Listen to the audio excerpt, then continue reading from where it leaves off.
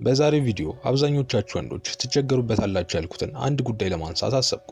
እሱም እንዴት ነው ፍቅረኛዬ የወንድ ጓደኛ እንዳትይዝ ማድረግ የምችለው የሚል ነው። አየህ አሁን ላይ እንኳን ይህ ችግር ባያጋጥምህ ወደፊት የምትይዛት ፍቅረኛ የወንድ ጓደኛ ሊኖራት እንደሚችል ልታውቅ ይገባል። ያውም ከምልህ በላይ ብዙ ሴቶች የወንድ ጓደኞችም በዙሪያቸው ከበው ነው የሚኖሩት። ታዲያ ይህ ምን ችግር አለው ካልክ፣ ትልቁ ችግር እነዚህ የወንድ ጓደኛ ተብዬዎች የምርም ሌላ ኢንቴንሽን የሌላቸው ይመስላል። የምር ነገ ላይ ከሷ ጋር የሆነ ነገር የማይፈልጉ ይመስላል። እስኪ ያስበው፣ ይህ ላንተ ውርደት ነው። እናም ጆርጅ ይህንን ጥያቄ ይጠይቃል። ለብዙ ዓመታት አብረሃት የነበርከው ፍቅረኛ ወይ ደግሞ ሚስትህ ድንገት ተነስታ የወንድ ጓደኛ እንዲኖራት ብትፈልግ ወይ ደግሞ አለኝ ብትልህ ምንድነው የምታደርገው? እሺ ይሁን የምትላት ከሆነ ራስህን ዝቅ እያደረግክ ነው። እሷም ለአንተ ያላትን ክብር ታጠዋለች። ምክንያቱም ፈልገህ ሳይሆን ለእሷ ብለህ እንደዛ እንዳልክ ስለምታውቅ። ለአንተ ያላትን ክብር ካጣች ደግሞ ነገሮች ቁልቁል መውረድ ይጀምራሉ። እሺ አልፈቅድም ብትላትስ? ማለትም ወንድ ጓደኞች እንዲኖሩሽ አልፈቅድም፣ እምቢ ካልሽ ግን መሄድ ትችያለሽ ብትላትስ?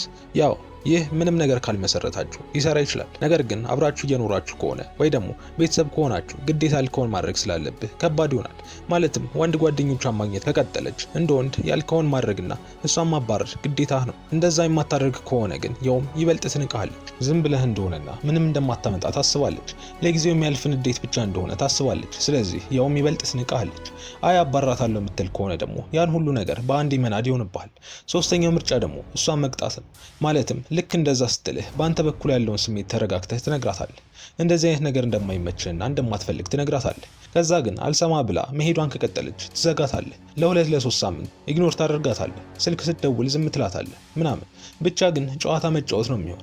ያው የሚሰራ ነገር ሊሆን ይችላል፣ ነገር ግን ነገሩ የመለጠጥ ቻንስ አለው። ታዲያ ጆርጅ እንደዚህ ይላል።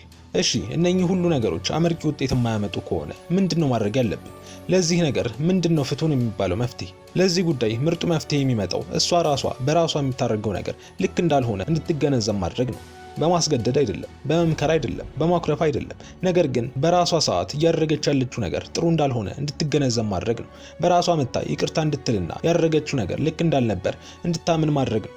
ታዲያ ይህንን እንዴት ነው የማደርገው ካልክ፣ ጆርጅ አንድ አስገራሚ ታሪኩን ያጋራናል እንዲህ በማለት የሆነ ጊዜ ላይ ከአንድ ሴት ጋር ግንኙነት ውስጥ ነበርኩ።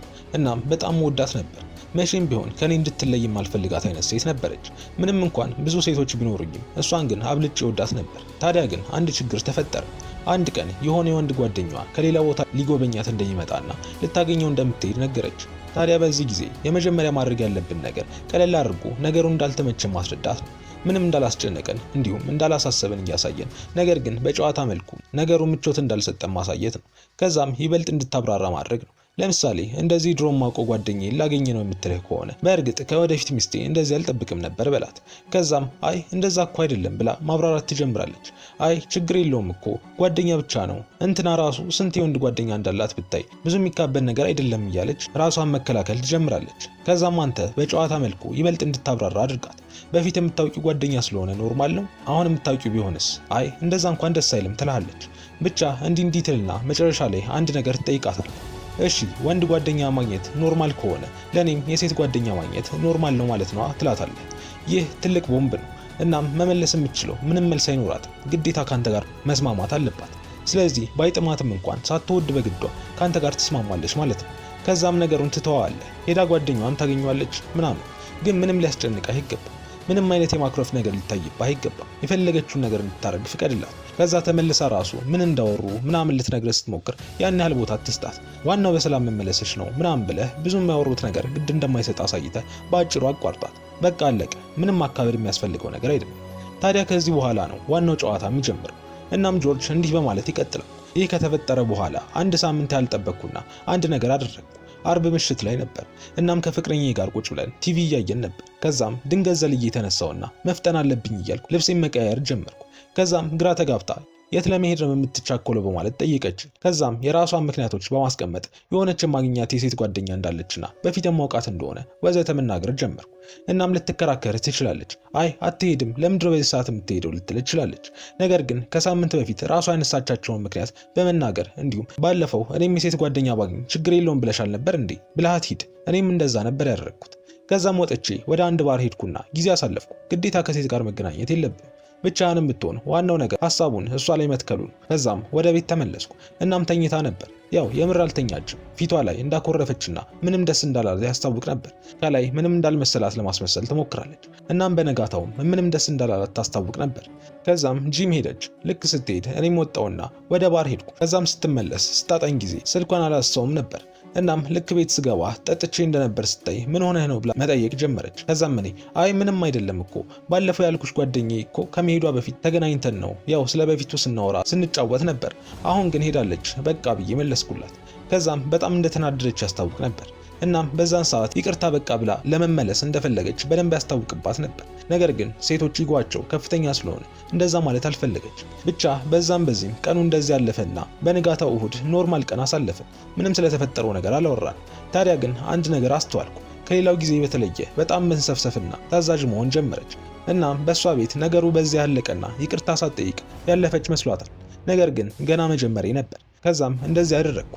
ከ4 ቀን አካባቢ በኋላ በፊት የማውቃቸውን የክለብ ሴቶች ከፈልኩና የበፊት ጓደኞቼ እንደሆኑና አብረን እንደተማርን እንዲያስመስሉ አደረግኳቸው።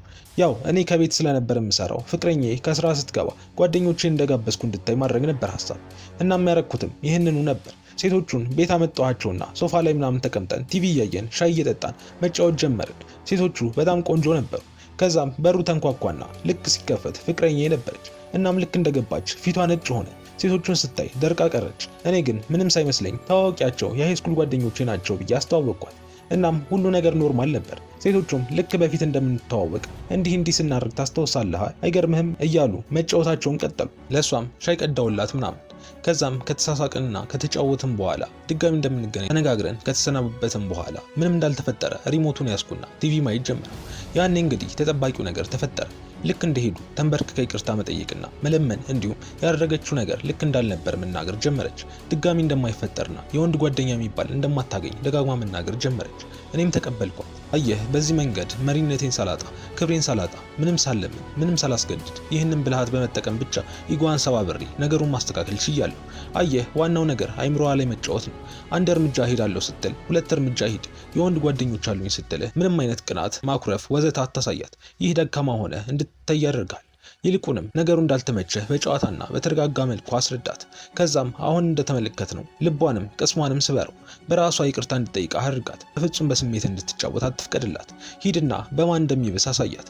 የማን ቅስም ይበልጥ እንደሚሰበር አሳያት። በበቀል መልኩ ሳይሆን እሷን በሚያስተምር መልኩ ይህንን አድርግ።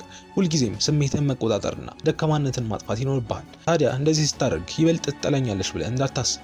ይልቁንም ይበልጥ ትኩረቷን ከጓደኞቿ አንስታ አንተ ላይ ማድረግ ትጀምራለች። ይበልጥ ወደ አንተ መቅረብ፣ የአንተን ቃል መስማት ትጀምራለች። ይበልጥ አንተን የሚያስከፋህን ነገር ላለማድረግ መጣር መሞከር ትጀምራለች። በዚህ ጊዜ ግዴታ እሷን ማባረር ሳይኖርብህ፣ ግዴታ ማስገደድ ወይ መለመን ሳይኖርብህ ሁሉንም ነገር በቁጥጥር ስር አድርገህ የምትወዳትንም ልጅ አለማጣት ትችላለህ ማለት ነው። በእርግጠኝነት ዛሬ ያነሳነው ሐሳብ ነገሮችን የምታይበትን መንገድ ቀይሮታል። ልክ እንደዚህ አይነት ጠቃሚ ግንኙነት ምክሮችን ማግኘት ከፈለግ ላይክ እና ሰብስክራይብ በማድረግ ይህንን ጠንካራ ቤተሰብ ተቀላቀል። እንዲሁም ከታች ባለው ሊንክ ቴሌግራሚን ተቀላቀል። ሰላም ሁኑ።